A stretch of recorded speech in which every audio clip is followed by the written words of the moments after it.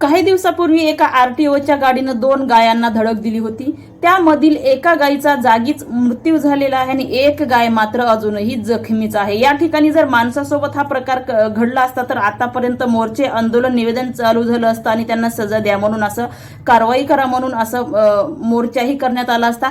परंतु माणसाचा जीव आणि गायीचा जीव हा काय वेगळा आहे का? जीव हा तिथून सारखाच आहे, मग माणसाचा असेल किंवा गायीचा असेल।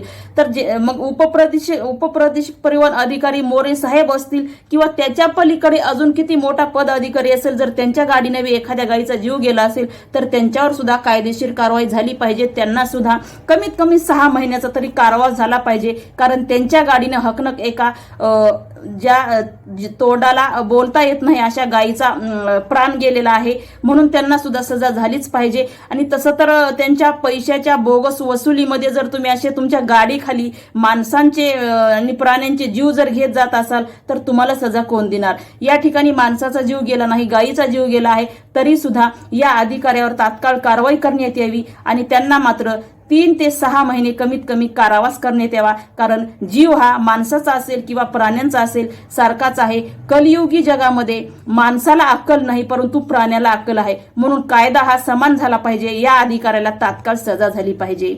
जय हिंद, जय महाराष्ट्र।